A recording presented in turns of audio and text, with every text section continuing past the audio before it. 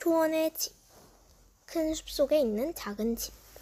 지금으로부터 100년도 더 오랜 옛날, 미국 위스콘신주의 큰 숲속, 통나무로 지은 작은 집에 어린 소녀가 살고 있었다. 집 주위에는 시커먼 아름드리 나무들이 빽빽이 들어차 있었고, 그 너머에는 다른 나무들이, 그 너머에는 더 많은 나무들이 있었다. 하루나 한 주일, 아니 한 달 내내 북쪽으로 걸어가도 보이는 것이라고는 오로지 나무뿐이었다. 집도 없고 길도 없고 사람도 없었다. 있는 것이라고는 나무들과 숲속의 보금자리를 틀고 사는 들짐승들 뿐이었다. 숲속에는 늑대와 곰과 퓨마들이 살고 있었다. 시냇가에는 사양쥐와 밍크와 수달들이 살고 있었다. 언덕에는 여우굴이 있었고 사슴들은 사방을 떠돌아다녔다. 작은 통나무집 동쪽과 서쪽에는 숲이 끝도 없이 펼쳐져 있고 멀리 떨어진 숲 언저리에 작은 통나무집 몇 채가 띄엄띄엄 흩어져 있을 뿐이었다.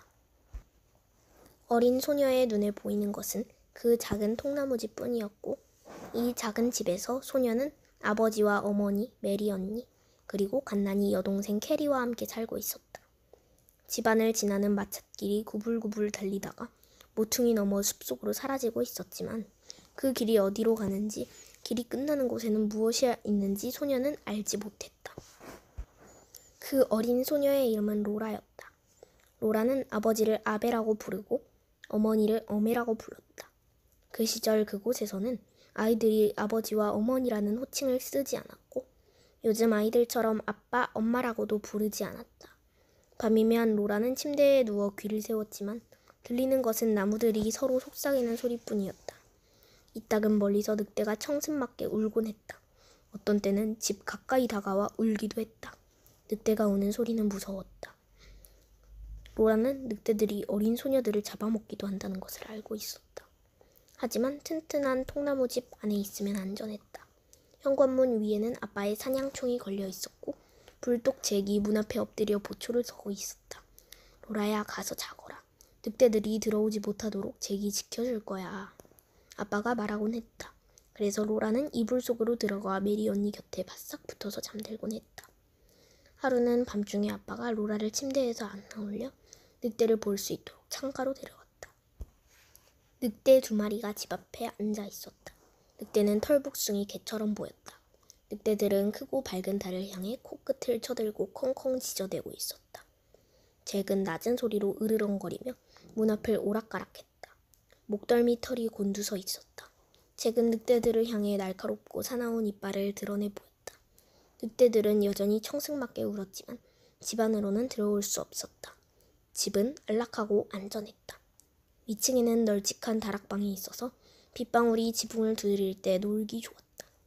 아래층에는 작은 침실과 큰 방이 하나 있었다. 침실에는 덧문이 달린 창문이 하나 있었다. 큰 방에는 창틀에 유리를 끼운 창문이 2개 있었고 앞쪽과 뒤쪽에 출입문이 하나씩 있었다. 그리고 빗줄빗줄한 나무 가로대를 둘러친 울타리가 집을 둘러싸고 있어서 곰이나 사슴이 집에 들어오는 것을 막아주었다. 앞마당에는 크고 아름다운 참나무가 2그루 서 있었다. 아침마다 잠에서 깨나면 로라는 곧장 창가로 다가가서 창밖을 내다보곤 했다. 하루는 참나무 가지에 사슴이 1마리씩 매달려 있는 것을 보았다. 간밤에 아빠가 사냥한 사슴이었다. 아빠는 로라가 잠자고 있는 동안 사슴 2마리를 총으로 잡아서 집으로 가져와 늑대들이 훔쳐가지 못하도록 높은 가지에 매달아 두었던 것이다. 그날 점심때 로라네 식구들은 신선한 사슴 고기를 먹었다. 고기가 너무 맛있어서 로라는 전부 다 먹고 싶었다. 하지만 대부분은 소금에 절이고 연기를 쐬어서 겨울철 양식으로 남겨두어야 했다. 겨울이 다가오고 있었기 때문이다. 해가 나날이 짧아졌고 밤이면 성해가 유리창을 벌레처럼 슬금슬금 기어 올라갔다. 이제 곧 눈이 올 것이다. 그러면 통나무집은 눈더미에 파묻힐 테고 호수와 시내는 꽁꽁 얼어붙을 것이다. 추운 계절에는 아빠도 사냥감을 찾기가 어려웠다. 곰들은 굴 속에 숨어서 겨우내 깊은 잠을 잤다. 다람쥐들은 나무 구멍 속에 보금자리를 틀고 들어가 털투성이 꼬리로 주둥이를 감싼 채 웅크리고 있었다. 사슴과 토끼들은 겁이 많고 동작도 재빨랐다. 아빠가 사슴을 잡을 수 있다 해도 겨울 사슴은 가을 사슴처럼 포동포동하게 살이 올라있지 않고 비쩍 말라 있었다. 아빠 혼자 눈 덮인 숲에서 추위를 견디며 온종일 돌아다녀도 사냥감을 구하지 못하고 빈손으로 돌아올 수도 있었다. 그러니 겨울이 오기 전에 되도록 많은 식량을 비축해 두어야 했다. 아빠는 사슴 가죽을 조심스럽게 벗긴 다음 가죽에 소금을 뿌려서 팽팽하게 잡아당겼다. 그래야 가죽이 부드러워지기 때문이다. 그 일이 끝나면 고기를 잘게 토막내어 널빤지 위에 펼쳐놓고 소금을 뿌렸다. 앞마당 끝에는 속이 빈 나무 줄기에서 잘라낸 통나무가 하나 서 있었다. 아빠는 통나무 양쪽 끝에서 속으로 손을 집어넣어 안쪽에다 못을 박았다. 그런 다음 통나무를 똑바로 세우고 꼭대기에 지붕을 씌웠다. 그리고 아래쪽은 네모나게 도려내어 그 잘라낸 나무 쪽에 가죽 경첩을 달고 제자리에 끼워 넣었다. 그것은 껍질이 그대로 붙어있는 작은 문이었다. 사슴고기를 며칠 동안 소금에 절인 뒤 아빠는 고기 토막마다 끝부분에 구멍을 내고 그 구멍에 노끈을 끼워서 고리를 만들었다. 로라는 아빠가 하는 일을 유심히 지켜보았다. 그리고 아빠가 속 빈 통나무 속에 박아놓은 못에 사슴고기를 매다는 것도 지켜보았다. 아빠는 작은 문으로 손을 집어넣어 손이 겨우 닿을 만큼 높은 곳에 박혀있는 못에 사슴고기를 매달았다. 그런 다음 이번에는 통나무에 사다리를 놓고 꼭대기로 올라가 지붕을 한쪽으로 치우고 통나무 안쪽으로 손을 집어넣어 못에 사슴고기를 매달았다. 그 일이 끝나자 아빠는 지붕을 제자리에 돌려놓고 사다리를 타고 내려와 로라에게 말했다. 장작 패는 곳에 가서 히코리 나무 토막을 몇 개 가져오렴. 방금 자른 깨끗하고 하얀 걸로 가져와야 한다. 그래서 로라는 아빠가 장작을 패는 곳으로 달려가 달콤한 냄새가 나는 생나무 토막을 앞치마에 가득 담아서 가져왔다. 아빠는 속 빈 통나무의 작은 문 안쪽에다 마른 나무 껍질과 건불을 모아놓고 불을 피웠다. 그러고는 로라가 가져온 생나무 토막 몇 개를 모닥불 위에 조심스럽게 올려놓았다. 생나무 토막은 천천히 타면서 속 빈 통나무를 매캐한 연기로 가득 채웠다. 아빠는 작은 문을 닫았다. 문 틈으로 연기가 조금 빠져나왔고 꼭대기 지붕에서도 연기가 조금 빠져나왔지만 대부분의 연기는 사슴고기와 함께 통나무 안에 갇혔다. 고기를 훈제하는 데는 히코리나무가 최고지. 히코리나무 연기를 쐬면 언제고 먹을 수 있는 사슴고기가 만들어진단다. 아빠가 말했다. 그러고는 도끼를 어깨에 메고 나무를 좀 더 베러 빈터로 갔다. 그 후 며칠 동안 로라와 엄마는 통나무 틈새로 새어나오는 연기를 지켜보았다. 연기가 나오지 않으면 로라는 히코리 나무 토막을 더 가져오고 엄마는 그것을 통나무 밑에 피워둔 모닥불 위에 올려놓곤 했다. 그동안 마당에서는 연기 냄새가 자욱했다. 속 빈 통나무의 작은 문을 열면 연기 냄새와 고기 냄새가 뒤섞인 누린내가 새어나왔다. 마침내 아빠는 고기가 충분히 훈제되었다고 말했다. 이제는 더 이상 불을 피울 필요가 없었다. 불이 꺼지자 아빠는 통나무 속에서 고기 토막을 모두 꺼냈다. 엄마는 고기 토막을 하나하나 종이에 싸서 다락방에 매달았다. 거기에 놓아두면 고기는 안전할 뿐더러 썩지도 않을 것이다. 하루는 아빠가 동이 트기도 전에 집마차를 타고 나갔다가 저녁에 돌아왔다. 수레에는 커다란 상자가 가득 쌓여 있었는데 그 상자들에는 물고기가 가득 들어 있었다. 물고기들 중에는 로라만큼이나 커다란 것도 있었다. 아빠는 페핀 호수에 가서 그물로 그 많은 송어를 잡아온 것이다. 엄마는 가시를 발라내고 살을 얇게 저면했다. 네 식구는 맛있고 싱싱한 생선을 배부르게 먹었다. 남은 물고기는 모두 겨울철에 대비하여 커다란 통 속에 넣고 소금에 절였다. 아빠는 돼지도 한 마리 치고 있었다. 돼지는 숲속을 제멋대로 뛰어다니며 도토리와 개암과 나무 뿌리를 먹고 살았다. 아빠는 돼지를 숲속에서 잡아다가 우리에 가두었다. 고기가 꽁꽁 얼 만큼 날씨가 추워지면 아빠는 돼지를 잡을 것이다. 어느 날 로라는 한밤중에 깨어나 돼지가 꽥꽥거리는 소리를 들었다. 아빠가 침대에서 벌떡 일어나더니 벽에 걸린 총을 낚아채어 밖으로 뛰쳐나갔다. 이어서 로라는 총소리를 들었다. 한 번, 두 번. 아빠는 침실로 돌아와 무슨 일이 있었는지 말해주었다. 큰 곰 하나가 돼지우리 옆에 서 있었다는 것이다. 곰은 우리 안으로 아빠를 들이밀고 돼지를 잡으려고 하고 있었다. 돼지는 우리 속을 뛰어다니면서 꽥꽥 비명을 지르고 있었다. 아빠는 별빛으로 이 광경을 보고 재빨리 총을 쏘았다. 그러나 별빛이 너무 흐렸고 너무 서둘러 총을 쏘았기 때문에 곰을 맞히지는 못했다. 곰은 상처 하나 입지 않고 숲속으로 달아나 버렸다.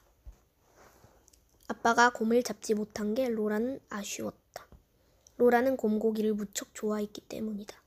아빠도 아쉬워했지만 이렇게 말했다. 그래도 베이컨은 빼앗기지 않았어.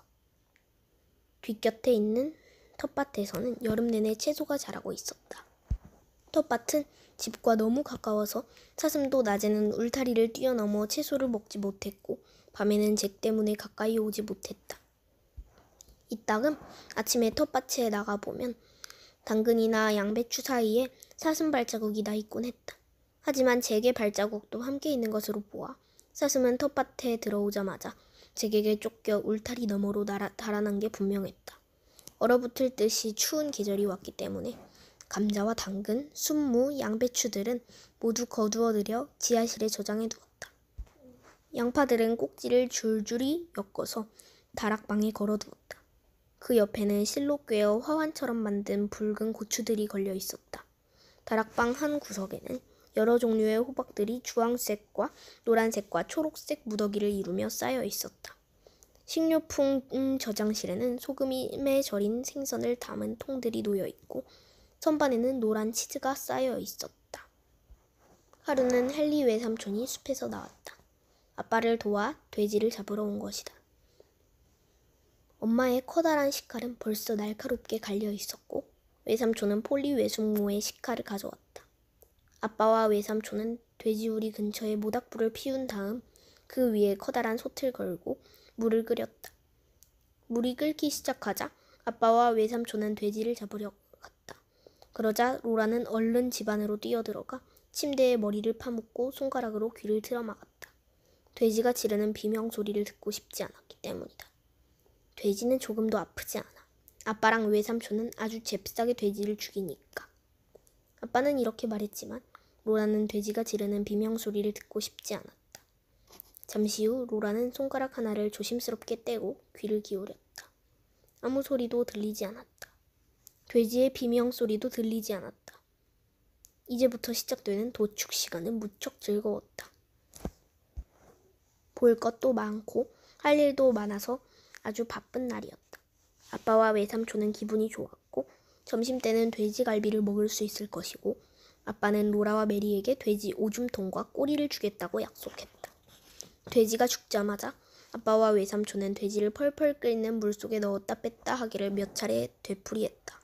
그런 다음 돼지를 널빤지 위에 내려놓고 칼로 북북 긁어서 털을 벗겨냈다. 그 일이 끝나자 돼지를 나무에 매달아 놓고 내장을 꺼낸 뒤 돼지가 식을 때까지 그대로 두었다. 돼지가 차갑게 식자 아빠와 외삼촌은 돼지를 나무에서 내려 칼로 토막냈다. 넓적다리, 어깨, 옆구리, 갈비, 뱃살이 따로 분리되었다. 염통과 간, 혀, 머리도 있었고 쟁반에는 부스러기 살점들이 가득 담겨 있었는데 이것은 나중에 소시지를 만들 때 쓰일 것이다. 고기 토막들은 뒷문 옆 헛간으로 옮겨서 널빤지 위에 펼쳐놓고 소금을 뿌렸다. 넓적다리와 어깨는 사슴고기처럼 속빈 통나무 속에서 혼재하기 위해 소금물로 절였다. 히코리 나무 연기로 처리한 햄만큼 맛있는 건 없단다. 아빠가 말했다. 아빠는 돼지 오줌통에 입김을 불어넣어 부풀리고 있었다. 그러자 오줌통은 작은 공이 되었다. 아빠는 끝을 끈으로 단단히 묶어서 메리와 로라에게 장난감으로 주었다. 메리와 로라는 그것을 공중으로 던질 수도 있었고 공처럼 튀길 수도 있었다. 오줌통이 땅바닥을 달아 통통 튀어오면 발로 걷어찰 수도 있었다.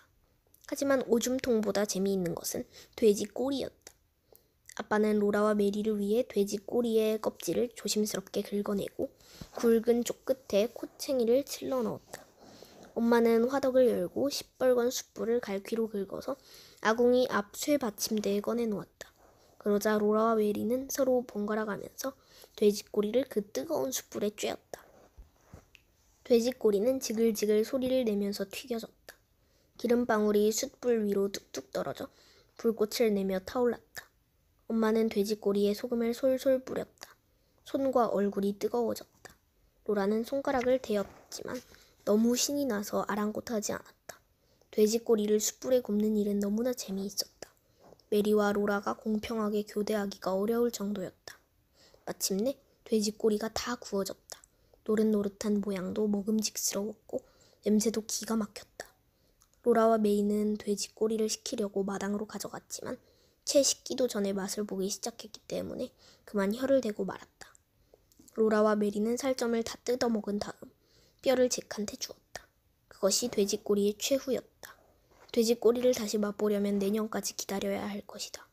점심을 먹고 나서 외삼촌은 집으로 돌아갔고 아빠는 숲으로 일하러 갔다. 그러나 로라와 메리에게, 엄마에게 도축 시간은 이제 막 시작되었을 뿐이다. 엄마는 할 일이 너무 많았다. 로라와 메리는 엄마를 이것저것 거들었다. 그날과 이튿날 내내 엄마는 커다란 쇠냄비를 화덕에 올려놓고 돼지 비계를 녹여서 기름을 만들었다. 로라와 메리는 장작을 날라오고 불을 지켜보았다. 불은 뜨거워야 하지만 너무 뜨거워도 안 된다. 너무 뜨거우면 기름이 타버리기 때문이다. 커다란 냄비는 지글지글 소리를 내며 끓었지만 연기가 나면 안 된다. 엄마는 이따금 기름 위로 떠오른 덕거기를 걷어냈다. 엄마는 그것을 헝겊에 넣고 기름을 짜낸 다음 남은 찌꺼기를 따로 모아두었다. 이것은 나중에 옥수수빵의 맛을 낼 때 쓰이게 될 것이다. 찌꺼기는 구수해서 맛이 좋았지만 로라와 메리는 조금밖에 맛볼 수 없었다. 어린 계집 아이들한테는 너무 기름지다고 엄마는 말했다. 엄마는 돼지 머리를 칼로 긁어서 깨끗이 한 다음 살코기가 뼈에서 완전히 떨어져 나갈 때까지 끓는 물에 푹 삶았다. 그러고는 함지박에 삶은 고기를 넣고 잘게 다져서 후추와 소금과 향신료를 뿌렸다. 이렇게 양념한 고기에 걸쭉한 육수를 부은 다음 냄비에 넣고 식혔다. 이것이 완전히 식어서 굳으면 얇은 토막으로 저미는데 그것이 돼지머리 편육이었다. 엄마는 커다란 고기 토막을 잘라내고 남은 부스러기 살점이나 비계를 모두 잘게 다졌다. 그런 다음 소금과 후추, 텃밭에서 따서 말린 셀비어 잎을 넣어 골고루 섞일 때까지 손으로 뒤적이며 버무렸다. 그렇게 버무린 반죽을 동글동글하게 빚은 다음 냄비에 담아서 헛간에 놓아두었다. 헛간에 두면 꽁꽁 얼어서 겨우내 먹을 수 있을 터였다. 그것이 소시지였다. 도축 시간이 끝나면 헛간에는 소시지와 편육, 굿기름들이 가득 들어있는 커다란 단지들, 소금을 하얗게 뒤집어 쓴 절인 고기가 들어있는 통들이 저장되었고 다락방에는 훈제한 넓적다리와 어깨 사이 주렁주렁 매달렸다.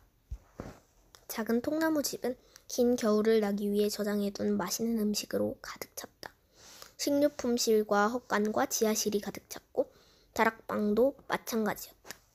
로라와 메리는 이제 집안에서 놀아야 했다. 밖은 추웠고 단풍 든 나뭇잎들이 떨어지고 있었기 때문이다. 화덕의 불은 온종일 꺼지지 않았다. 밤이면 아빠는 화덕이 아침까지 꺼지지 않도록 불뜬 걸 위에 재를 뿌렸다. 다락방은 놀기 좋은 곳이었다. 크고 둥근 색색의 호박들은 예쁜 의자와 탁자가 되어주었다. 머리 위에는 붉은 고추와 양파들이 대롱대롱 매달려 있었다. 돼지고기와 사슴고기는 종이에 싸서 걸려 있었고 요리에 쓰는 향기로운 풀과 쓰디쓴 약초를 말려서 묶어놓은 다발들 때문에 다락방에서는 퀴퀴하면서도 향긋한 냄새가 났다. 밖에서는 찬바람이 쓸쓸한 소리를 내면서 윙윙거리곤 했다. 하지만 로라와 메리는 다락방에서 호박을 가지고 소꿉장난을 했다. 다락방에서는 모든 것이 아늑하고 편안했다. 메리는 로라보다 컸고 네티라는 헝겊 인형을 가지고 있었다. 로라는 수수깡을 손수건으로 싸서 만든 것밖에 없었지만 그것도 훌륭한 인형이었다. 이름은 수잔이었다. 수잔은 수수깡 인형에 불과했지만 그것은 수잔의 잘못이 아니었다. 이따금 메리는 로라더러 네티를 안아보게 해주었지만 로라는 수잔이 보지 못할 때에만 네티를 안았다. 가장 즐거운 시간은 밤이었다. 저녁을 먹은 뒤 아빠는 헛간에서 덫을 가져다가 난로가에서 기름칠을 했다. 아빠는 반짝반짝 윤이 나도록 덫을 문지르고 사냥감의 발목을 옥죄는 부분에 경첩과 평행키가 달린 받침대의 용수철을 곰 기름에 담갔다. 작은 덫과 중간 크기의 덫도 있었지만 옥죄는 부분에 날카로운 이빨이 돋아난 커다란 곰덫도 있었다. 아빠는 그 이빨에 물리면 사람 다리도 부러질 거라고 말했다. 아빠는 덫에 기름칠을 하면서 로라와 메리에게 우스갯소리를 하거나 옛날 이야기를 들려주었고 기름칠이 끝나면 바이올린을 켜곤 했다. 현관문과 창문은 단단히 닫혀 있었다. 창틀과 벽 사이의 좁은 틈새는 찬바람이 들어오지 못하도록 헝겊으로 틀어막아 놓았다. 하지만 암고양이 수자는 현관문 밑에 뚫린 개구멍으로 밤이건 낮이건 마음대로 드나들었다. 개구멍에는 고양이가 드나들 수 있도록 안팎으로 열리는 작은 문이 달려 있었다. 검은 고양이 수자는 개구멍을 지날 때 꼬리가 문에 끼지 않도록 늘 잽싸게 문을 통과했다. 하루는 아빠가 덫에 기름칠을 하고 있다가 수잔이 집 안으로 들어오는 것을 보고 말했다. 옛날에 고양이를 2마리 기르는 남자가 있었단다. 한 마리는 큰 고양이였고 또 한 마리는 작은 고양이였지. 로라와 메리는 아빠에게 달려가 무릎에 몸을 기대고 이야기를 들었다. 그 사람은 고양이 2마리를 기르고 있었단다. 한 마리는 큰 고양이였고 또 한 마리는 작은 고양이였지. 그래서 그 사람은 현관문에 큰 고양이가 드나들 수 있는 커다란 개구멍을 만들었고 그 옆에 작은 고양이가 드나들 작은 개구멍을 만들었단다. 여기서 아빠는 이야기를 멈추었다. 그러자 메리가 대신 말하기 시작했다. 하지만 작은 고양이는 큰 구멍으로... 그건 큰 고양이가 제 구멍으로 작은 고양이가 드나들지 못하게 했기 때문이야. 로라가 말을 가로챘다. 로라야, 남의 말을 가로채면 못 써. 그건 버릇없는 짓이야. 아빠가 말했다. 하지만 너희들은 현관문에 개구멍을 2개 뚫는 사람보다는 똑똑한 것 같구나. 그러고는 덫을 치워놓고 케이스에서 바이올린을 꺼내 연주하기 시작했다. 이때가 가장 즐거운 시간이었다.